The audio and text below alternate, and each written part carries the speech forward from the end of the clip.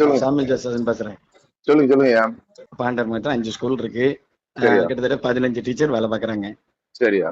அங்க வந்து நம்ம சபை காணிக்க அதிகமா கிடையாது. சரி. ஏன்னா இது எல்லாமே கிராமங்கள் ஒவ்வொரு சபையிலயும் இதான் இருக்கும். மெயின் வந்து நம்ம பாஸ்டேட் இயங்குறதே டீச்சர்ஸ் மாதிரி வச்சு அவங்க சங்கத்தை வச்சுதான் ஓடும். சரி, அதே திருமணமே அதை வச்சுதானே ஓடுது. நானும் வேலை பார்த்தேன். அதனால நம்ம வந்து எதுவுமே வந்து ஆசிரியர்களை நம்பிதான் எந்த ஒரு சின்ன ப்ராஜெக்ட்னாலும் ஆசிரியர்கள் இல்லாம ஒண்ணுமே செய்ய முடியாது. எந்த டீச்சர் வந்து உடம்பு சரியில்லைங்கிறது தெரியும். அதனால அவங்களுக்கு எந்த கஷ்டம் கொடுக்க கூடாதுன்னு தான் நினைப்பேன். அவங்க எலெக்ஷன் நேரத்துல எல்லாம் அவங்க டியூட்டி வரக்கூடாது அப்படிங்கறக்காக நம்ம எத்தனையோ லெட்டர் எழுதியிருக்கோம். சரி. அவங்க வந்து சரி நம்ம கோயில்ல கூட அந்த நான் ஜோம் பண்ணும்போதெல்லாம் கேன்சருக்காக ஜோம் பண்ணும்போது அந்த டீச்சர் மனசுல நினைச்சுதான் ஜோம் பண்ணுவேன். ஏன்னா எல்லா மாசம் மீட்டிங் நடக்கும், நம்ம சொல்லுவோம், இது பண்ணுவோம். யாரையும் தனிப்பட்ட முறையில குற்றப்படுத்த மாட்டோம். நீங்க அப்படி நடக்க நம்ம சொல்றது இல்லை. ஏன்னா யாரையும் தனிப்பட்ட முறையில சொன்னா அது மன வருத்தத்தை உண்டாக்கி நம்ம பொதுவாக தான் நம்ம சொல்லுவோம். எல்லா மீட்டிங்லயும் சொல்லுவோம், நீங்க எல்லாம் நல்லா சேர்ந்து நல்ல கல்வி வளர்ச்சியை பாடுபடுங்க அப்படின்னு சொல்லி ஒரு ஆராதனை வச்சு அப்படிதான் நம்ம வந்து சங்க காணிக்கை நம்ம வாங்குவோம். சரியா. அதனால எல்லா நல்ல காரியங்களை சொல்லுவோம். இவங்க வந்து இவங்களுக்கும் அந்த சின்ன சின்ன பிரச்சனைகள் இருக்கும். அப்படி சொல்லிக்கிறேன். நம்ம வந்து கரிசனையோட தான் இருப்போம். அவங்க என்னையும் அப்படி குடும்பப்படுத்த எனக்கே ஆச்சரியமா இருக்கு. நம்ம என்ன செஞ்சோம். இல்ல உண்மையிலே ஒரு கேன்சர் பேஷண்ட் வர அவங்க கேன்சர் பேஷண்ட் ட்ரீட்மெண்ட் எடுக்க. அதனால அவங்க மேல எக்ஸ்ட்ரா கரிசனையோட தான் நம்ம செயல்படுவோம். சொல்றேன்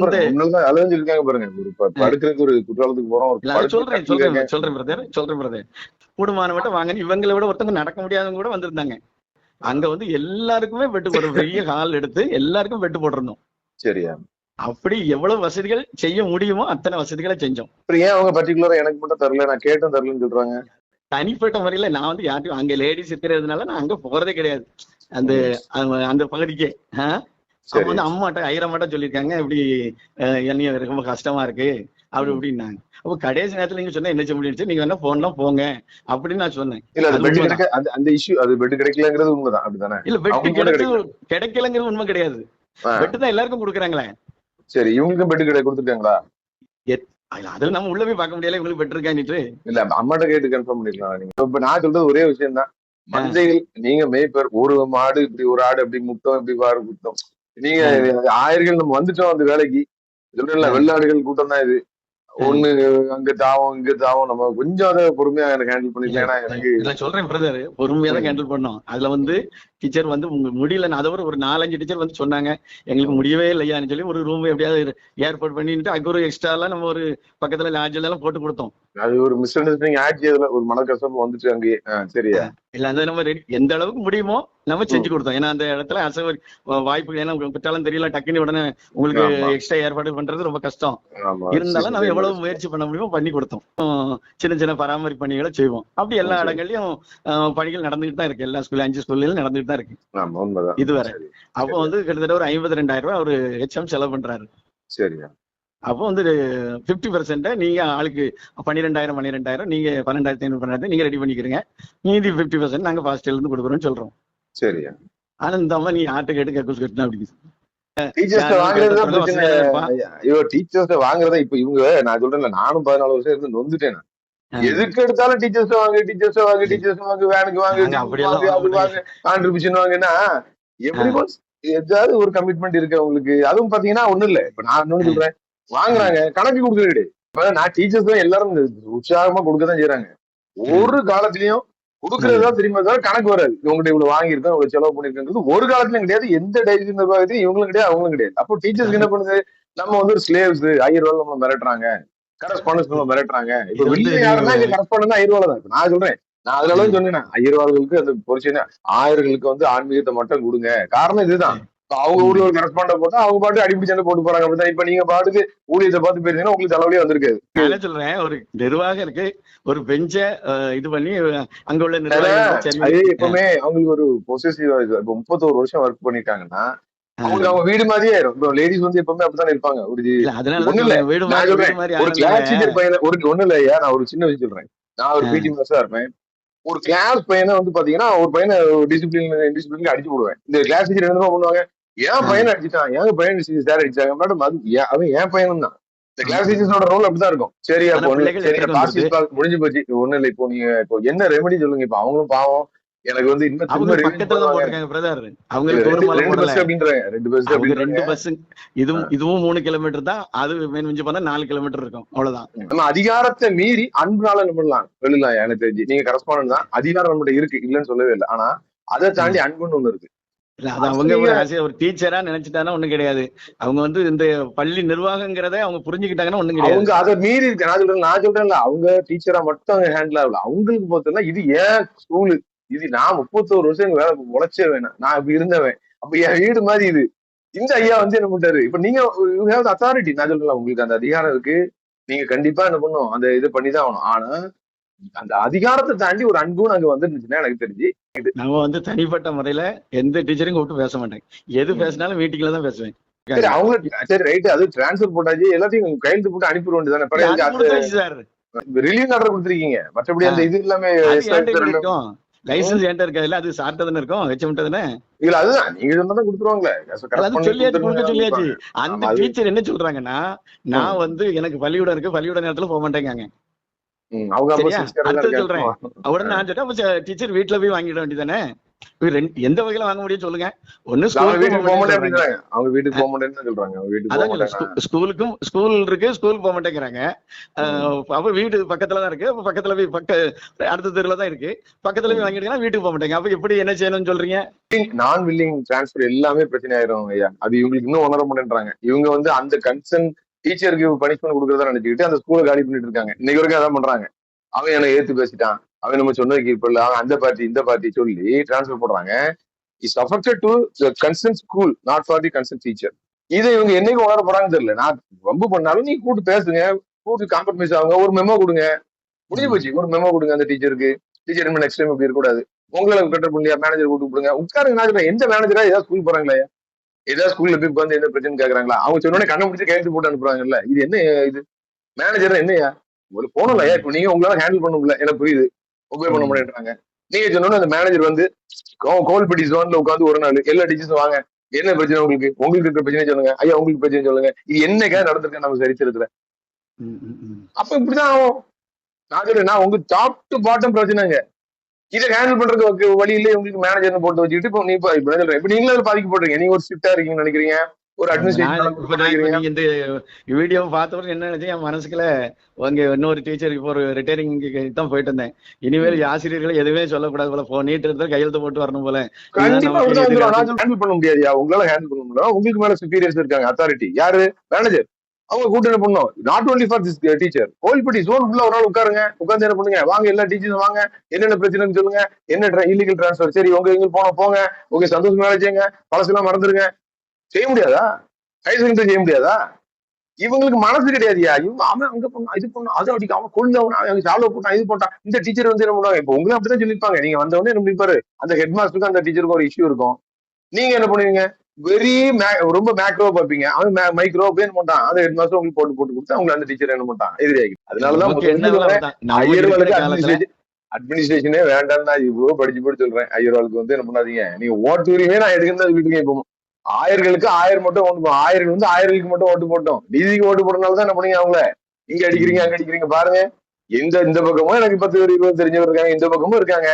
எல்லாரையும் பிரிச்சு நிக்கிறது இந்த எலெக்ஷன் தானையா.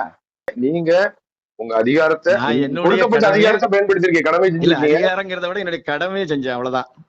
அது வந்து நான் வந்து அவங்களை துன்புறுத்தணும்னு நினைச்சதே கிடையாது. இப்போ ஒண்ணு இல்ல, அன்பே பெரிது. நம்ம தேவன் யாரையும் வெறுக்க போறது, நான் இருக்கிற இடத்துல யாரையும் வெறுக்க போறது இல்ல. அந்த டீச்சருக்கு திரும்ப டிரான்ஸ்பர் வாங்கி கொடுக்க முடியுமா? நீங்க மேல இருந்தெல்லாம் செய்யணும். நீங்க செய்யுங்களா? அவங்களுக்கு இப்ப நம்ம ரொம்ப தூரமாலாம் போடல. அது வந்து நல்ல, நான் வந்து அதை விட்டுருங்க. இப்போ வந்து பாத்தீங்கன்னா இது வந்து தெரிஞ்சுட்டு, எல்லா திருமணத்துல எல்லாம் தெரிஞ்சுட்டு, ஒரு ஒரு ஒரு ஒரு ஆண்டவருடைய ஊழியனா, ஒரு அன்பான ஒரு ஆயரா நீங்க இப்ப அந்த அம்மாக்கு இங்க வாங்கி இல்ல, இப்போ வந்து அவங்க அங்க ஒரு 1000 அப்பாயின்மெண்ட் போட்டாங்க. அது வந்து அங்க அப்பாயின்மெண்ட் ஆயிருக்கு, அந்த இடத்துல அப்பாயின்மெண்ட் ஆயிட்டு அப்பாயின்மெண்ட் போட்டிருக்காங்க. அதுதான் சொல்லியிருக்காங்க பாருங்க. இந்த காலத்துல நல்லதை சொல்றவங்களே நாட்டுல கொஞ்சம் பேர் தான்டா. அனைவருக்கும் அன்பான வணக்கம். நேற்றைய தினம் பாண்டவர் மங்கலம் சேகரத்தில் உள்ள ஒரு பிரச்சனை குறித்து நம்ம வெளியிட்டு இருந்தோம். ஸோ அந்த பிரச்சனைக்கு காரணமான ஆயர் ரெவரண்ட் சாமுவேல் தேவதாசன் ஐயா வந்து பாத்தீங்கன்னா நேற்று என்னை தொடர்பு கொண்டாங்க. தொடர்பு கொண்டு தன்னுடைய விளக்கத்தை சொன்னாங்க. அவங்க சொன்ன விளக்கத்துல இருந்து நான் ஒரு விஷயத்தை மட்டும் நல்லா தெரிந்து கொண்டேன், புரிந்து கொண்டேன். அதாவது அந்த பணியிட மாற்றம் என்பது வேண்டுமென்றே ப்ரீ பிளான், பக்கா ப்ரீ பிளான் பண்ணி மாத்திருக்காங்க. காரணம் வந்து பாத்தீங்கன்னா அந்த இடத்துல புதிதாக ஒரு ஆயருடைய மனைவிக்கு அப்பாயின்மெண்ட் கொடுத்திருக்காங்கன்னு சொல்லிட்டு ஐயாவே சொன்னாங்க. ஸோ அப்போ அந்த ஆசிரியை மேல அங்கிருக்கிற அந்த தலைமை ஆசிரியர், அவங்க 2 பேரும் ஒரே ஊர் தான், உறவினர்கள் தான். அப்ப நீங்க கேட்கலாம், அவங்க சொந்தக்காரங்க தானே, அவங்களுக்கு ஏன் பிரச்சனைன்னு சொல்லி பைபிள் அழகா சொல்லுது இல்லையா, ஒருவனுடைய சத்துருக்களே அவனுடைய வீட்டார் தான் சொல்றாங்க. ஸோ அதனால பாத்தீங்கன்னா சொந்தக்காரங்களுக்கு எப்பவுமே நல்லா இருக்கிறதோ இல்லாட்டி வந்து பாத்தீங்கன்னா சிறப்பா இருக்கிறதோ கண்டிப்பாக வந்து பாத்தீங்கன்னா உலக நியமத்தின் பத்தி பிடிக்காது. ஸோ எனவே வந்து பாத்தீங்கன்னா அந்த ஆசிரியை கிட்டத்தட்ட 31 வருடம் அங்க பணியாற்றுறதுனால அவங்க மேல அந்த ஊர் மக்களுக்கு நிச்சயமாக ஒரு நல்ல ஒரு பிடிப்பினையும் ஒரு நல்ல ஒரு பெயரும் இருக்கும்.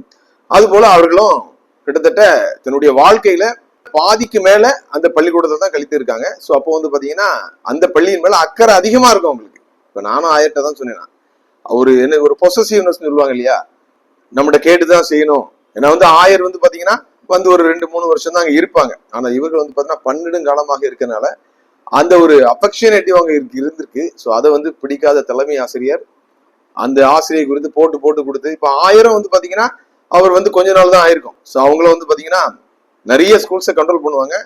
பர்டிகுலரா ஒரு டீச்சரை பற்றி ஒரு தலைமை ஆசிரியர் தொடர்ந்து சொல்லிட்டே இருக்கும்போது நிச்சயமாக ஒரு பேட் ஒப்பீனியனை, ஒரு தவறான கண்ணோட்டத்தை அவங்க மேல உருவாக்கும். ஸோ அதனுடைய விளைவு தான் வந்து பாத்தீங்கன்னா அந்த டீச்சர் வந்து என்ன பண்ணிருக்காங்க, கார்னர் செய்யப்பட்டிருக்காங்க.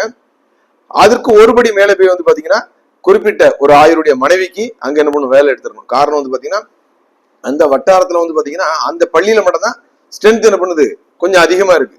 தற்பொழுது பணிமாற்றப்பட்டிருக்கிற அந்த பள்ளி வந்து பாத்தீங்கன்னா வெறும் 8 பிள்ளைங்க 9 பிள்ளைங்க தான் இருக்காங்க. அங்கேயும் பாத்தீங்கன்னா ஏற்கனவே தற்போது இருக்கிற நிர்வாகத்தினால் பழி வாங்கப்பட்ட கிட்டத்தட்ட பாத்தீங்கன்னா மெஞ்ஞானவர் ஜோனுக்கு, கோவில்பட்டில இருந்து மெஞ்ஞானவர் ஜோனுக்கு ஒரு டீச்சரை போட்டிருக்காங்க. அந்த ஹெட் மிஸ்ஸஸ் என்ன பண்றாங்க, திரும்பி கொண்டு போட்டிருக்காங்க. ஸோ இப்போ வந்து இவங்களும் அங்க போயிருக்காங்க. அப்போ ஒரு 8 பிள்ளைங்களை வச்சுட்டு புதிதாக ஒரு தலைமை ஆசிரியையும் புதிதாக ஒரு ஆசிரியர் அந்த இடத்துல போய் பாத்தீங்கன்னா கண்டிப்பாக திணறிதான் போவாங்க. ஏன்னா தெரியாத இடம். தற்போது மாற்றப்பட்டிருக்க இந்த ஆசிரியர் வந்து பாத்தீங்கன்னா பாண்டூர்மங்கலம் சேகரத்தை சேர்ந்தவங்க, அவங்களுக்கு அங்க இன்ஃபுளுன்ஸ் இருக்கும், தெரிந்த பேரண்ட்ஸ் இருப்பாங்க. ஸோ அதனால கண்டிப்பா அட்மிஷன் கூடும். ஸோ நான் வந்து எப்பவும் சொல்ற போல இந்த ஆசிரியைக்கு அவங்க தண்டனை கொடுக்கல, குறிப்பிட்ட அந்த ஆசிரியை பணியாற்றிய அந்த பள்ளிக்கு தான் வந்து தண்டனை கொடுத்திருக்காங்க. அதாவது சுயநலம். ஆசிரியர்களுக்கு வந்து பாத்தீங்கன்னா எப்படியாவது தங்களுடைய மனைவிக்கு வேலை வாங்கி விட என்பதற்காக அந்த ஆசிரியை பலிகடா ஆக்கப்பட்டிருக்கார்கள் என்பதுதான் யதார்த்தமான உண்மை. அதுபோல அந்த ஆசிரியை குறித்து நான் அந்த வீடியோ வெளியிட்டோன்னே அந்த பாண்டவர் மங்கத்துல ஏற்கனவே பணியாற்றிய ஏராளமான ஆயர்கள் தொடர்பு கொண்டாங்க. அந்த ஆசிரியர் மிக சிறந்த ஆசிரியர் சொல்லி எல்லாரும் என்ன பண்ணாங்க, சர்டிபிகேட் கொடுத்தாங்க. அது போல பாத்தீங்கன்னா தலைமை ஆசிரியர் பெருமக்களும் ஆசிரியர் பெருமக்களும் என்ன பண்ணாங்க, உண்மையிலே அந்த ஆடியோ கேட்டதுக்கு அப்புறம் ரொம்ப மனசு நொந்து போய் என்ன பண்ணிருக்காங்க, வேதனையோட பேசினாங்க.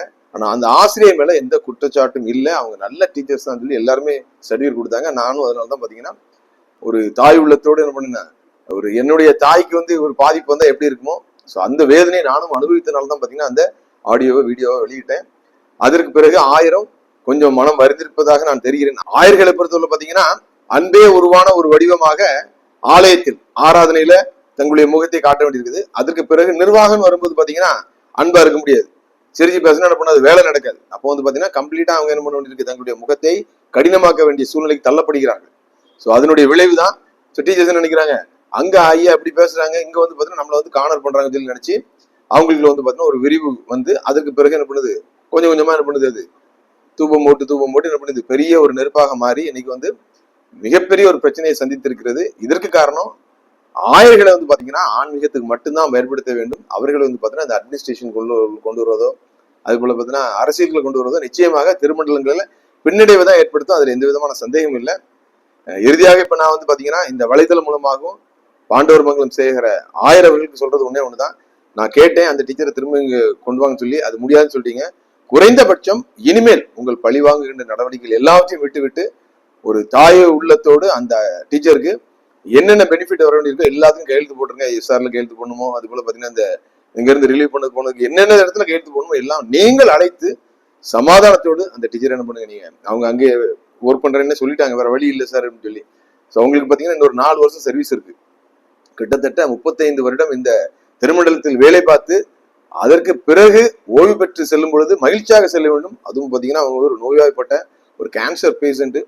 அவங்க வந்து பாத்தீங்கன்னா இன்னும் மன அழுத்தத்துக்குள்ள ஆளவாங்கன்னா கண்டிப்பா அது வந்து அவருடைய உடல்நலத்தை இன்னும் பாதிக்கும். எனவே ஆயர் அவர்கள் தயவு செய்து அந்த அம்மாவை அழைத்து உங்கள் குடும்பத்தோடு அவர்களை அமர வைத்து அவங்களுக்கு வந்து பாத்தீங்கன்னா ஒரு அறுசுவை உணவு கொடுத்து உங்களுடைய எல்லா மனக்கசப்புகளையும் நீங்க 2 பேரும் நீங்க சந்தோஷமா இருக்கணும்.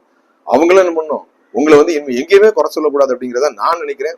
தெரிந்தோ தெரியாமலோ ஊடகம் என்ற முறையில வந்து பாத்தீங்கன்னா பிரம்பு சேனலும் நானும் இதில் தலையிட்ட காரணத்தினால உங்களுக்குள்ள ஒரு சீர்பொருந்தி போகிற ஒரு நிலைமையை ஆயர்கள் நீங்கள் முன்னின்று ஏற்படுத்த வேண்டும் என்று அன்போடு கேட்டுக்கொள்கிறேன். அனைத்து ஆயர் பெருமக்களுக்கும் அதான் சொல்றேன்னா, உங்களுக்கு இந்த கரஸ்பாண்ட் போஸ்ட் வந்து பாத்தீங்கன்னா எக்ஸ்ட்ரா லோடு தான் என்ன பொறுத்தவரையில. சில நினைப்பாங்க என்ன ஒரு சார் வந்து பாத்தீங்கன்னா கரஸ்பாண்ட் வேண்டாம்னு சொல்லி. நீங்கள் ஆன்மீகத்தில் வந்து பாத்தீங்கன்னா ஆளுமை தன்மையோடு நீங்கள் ஆண்டவருக்கு மட்டுமே ஒரு சந்தோஷமா ஊழியம் செய்யணும் அப்படின்னா இந்த அட்மினிஸ்ட்ரேஷனுக்கு இந்த அரசியலுக்கு தயவு செய்து வராதிங்க. மீண்டும் மீண்டும் அன்போடு அழுத்தம் திருப்தமாக கேட்டுக்கொள்கிறேன். அனைவருக்கும் நன்றி. சொல்றவன் சொந்த வாழ்க்கைய பத்தி எல்லாம் கிளறி பார்க்காதே. அவன் சொல்றதுல அறிவுக்கு பொருத்தமா இருந்தா நடங்க.